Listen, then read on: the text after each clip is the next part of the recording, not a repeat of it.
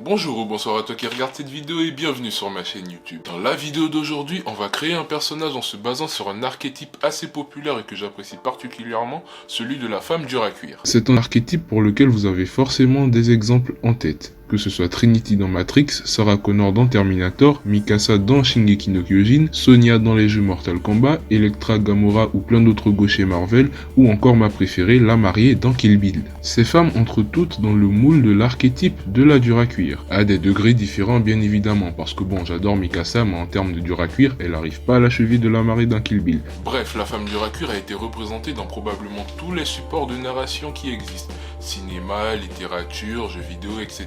Mais avant de pouvoir commencer à dessiner et à créer notre personnage, il faudrait déjà savoir ce que c'est l'archétype de la femme dure à cuire.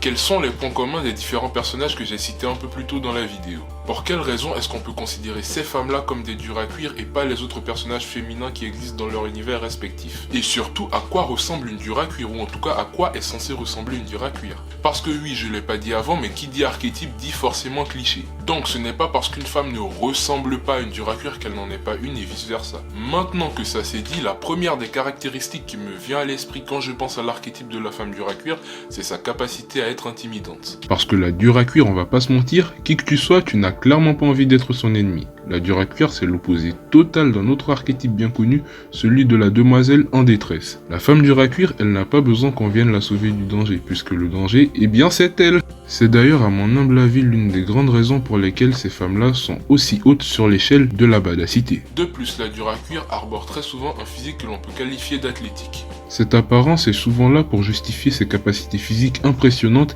et traduire la solidité de son mental, puisqu'il est sûrement le fruit d'un dur entraînement. Quelques cicatrices sont également la bienvenue car celles-ci traduisent parfois un passé douloureux mais ô combien important dans la construction psychologique du personnage. Et en termes de faciès, la dure à cuire n'est pas nécessairement censée entrer dans les critères de beauté de notre société, contrairement à un archétype comme celui de la femme fatale.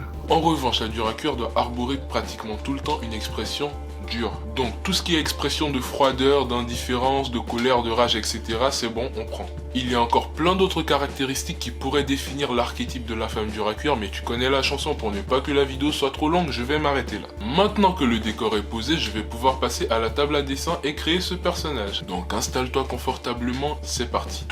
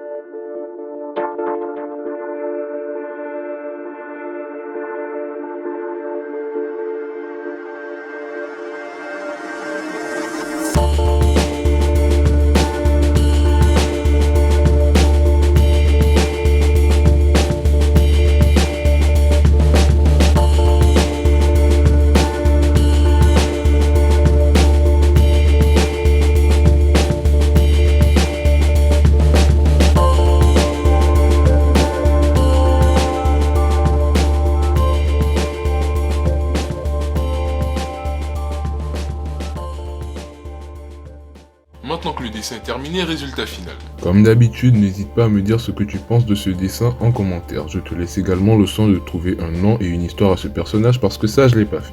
Je me suis juste occupé du côté visuel. Si cette vidéo t'a plu, n'hésite pas à me le faire savoir en commentaire. Tu peux t'abonner également, regarder une autre de mes vidéos, etc. Enfin, tu sais comment YouTube fonctionne, hein, en gros. Cette vidéo est à présent terminée, donc moi je retourne à mes aventures et je te dis à très bientôt pour une nouvelle vidéo. Bisous!